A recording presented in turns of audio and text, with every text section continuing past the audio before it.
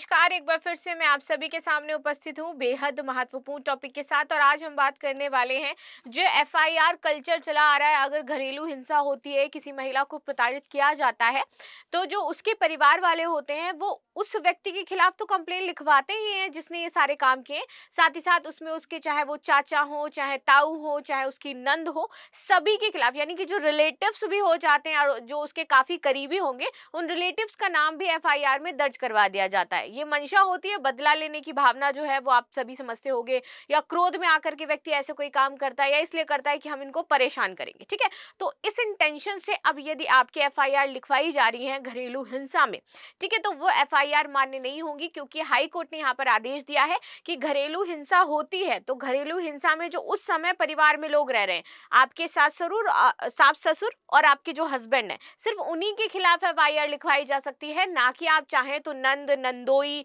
जो उसके चाचा चाची, ताई जी ताऊ जी, उनके खिलाफ भी आप एफआईआर लिखवाओ यदि वो आपके साथ रहते हैं।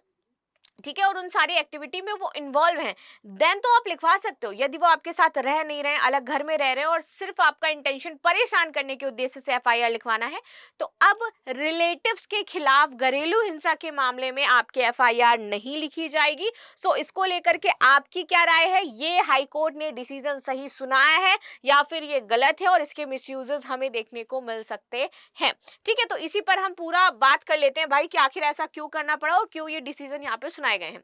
घरेलू हिंसा में रिश्तेदारों को लपेटना कानून का दुरुपयोग है, यहाँ पर कहा गया है। ननद के खिलाफ केस पर इलाहाबाद हाई कोर्ट ने यहाँ पर अहम टिप्पणी सुनाई थी। तो ये मामला तब निकल करके सामने आया जहां पर ननद के खिलाफ एक गलत केस जो है एफआईआर जो है फाइल करवा दी गई थी घरेलू हिंसा के मामले में। देन वो कोर्ट जाती है, देन फाइनली कोर्ट कहता है कि इस तरीके की एक्टिविटी आगे से नहीं की जाएंगी। तो हाल ही में इलाहाबाद हाईकोर्ट ने घरेलू हिंसा के एक मामले में पति और सास के खिलाफ जो एफआईआर दर्ज थी उसको छोड़ करके बाकी जितने भी रिलेटिव्स के खिलाफ एफआईआर दर्ज की गई थी सभी को यहां पर रद्द कर दिया। और रद्द करते हुए ये आपका एक लैंडमार्क डिसीजन मैं इसको कहूंगी, जो कि यहाँ पर हाईकोर्ट के द्वारा सुनाया गया और कहा गया कि इस तरीके से केसेस में फंसाना कोई अच्छी बात नहीं है, या आप गलत तरीके से किसी को परेशान कर रहे हो, जो कि आपको नहीं करना चाहिए। क्या है मामला? तो देखिए, ये आदेश न्यायमूर्ति अरुण कुमार सिंह देशवाल ने सोनभद्र की कृष्णा देवी और 6 अन्य की याचिका पर दिया था।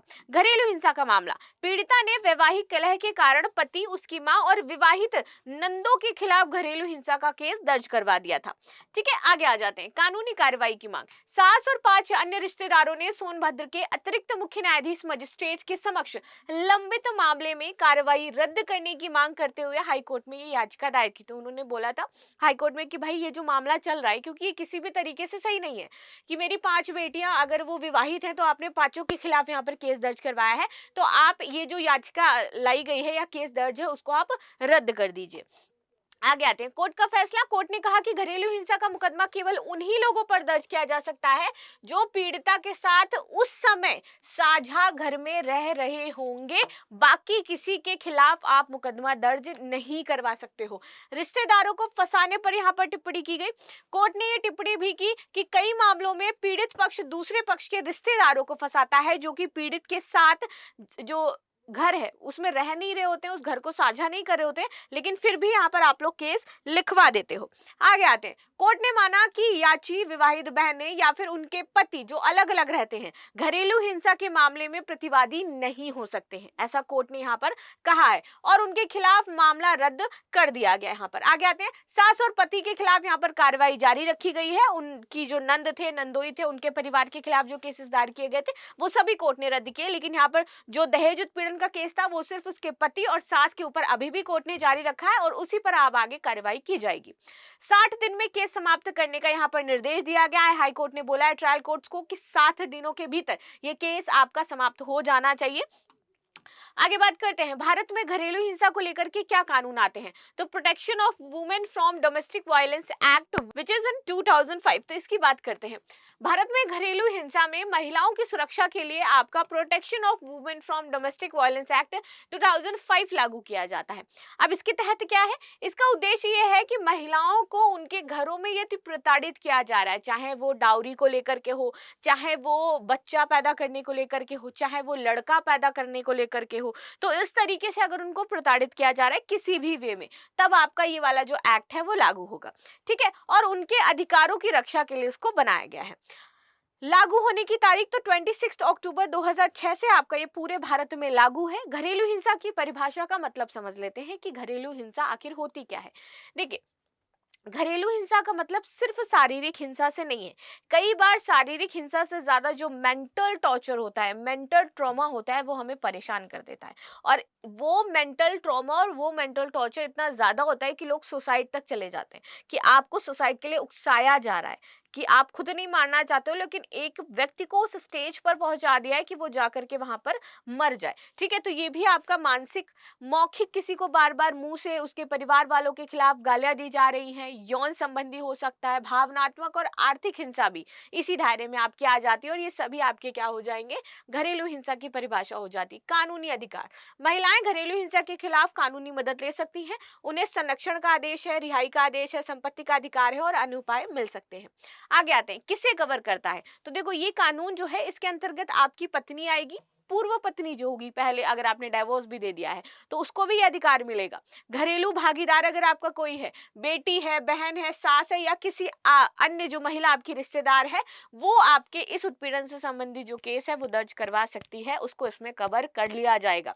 आगे आते हैं प्राधिकृत अधिकारी। इस कानून के तहत महिला को राहत दिलाने के लिए मजिस्ट्रेट, पुलिस और अन्य जो संबंधित प्राधिकृत अधिकारी है वो काम करते हैं। तो यानी कि आप देखोगे, इससे संबंधित जो भी केस है उसकी सुनवाई आपकी हायर लेवल पर करी जाएगी। ठीक है, महिलाएं महिला सशक्तिकरण से संबंधित हेल्पलाइन या फिर आपकी सलाह सेवा जो है उसका भी उपयोग कर सकती हैं।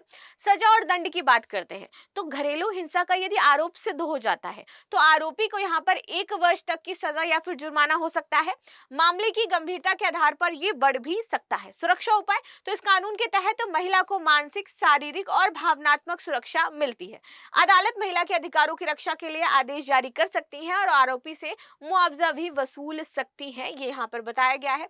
भारत में घरेलू हिंसा कानून का दुरुपयोग, अभी हमने देखा कि इसके कुछ केसेस जो हैं, अब जैसे हमने यहीं पर देखा कि जो ननद वगैरह पे केस दर्ज करवा दिए गए, या फिर देखो, हम मानते हैं कि कई बार ऐसा होता है कि उनका इन्वॉल्वमेंट होता है घर में, उनकी कुछ बातें होती है जो हमें बुरी लग जाती हैं, लेकिन यहाँ पर सरकार का ये कहना है, जो कोर्ट है उसका ये कहना है, ऑब्वियसली सरकार नहीं, कि जो साझा रूप से 24/7 आपके साथ रह रहा है तो उसका तो हम मानेंगे कि उसका अपना विवेक है। लेकिन जो कोई आता है थोड़ी देर के लिए और उसने 1-2 घंटा भाई कान में खुस खुस किया और उसके बाद आपके जीवन में जो कलह हो रही है, सो उसका क्या, उसके लिए भी तो कुछ होना चाहिए ना, क्योंकि सरकार ने तो कह दिया कि भाई आप केस नहीं दर्ज करवा सकते हो।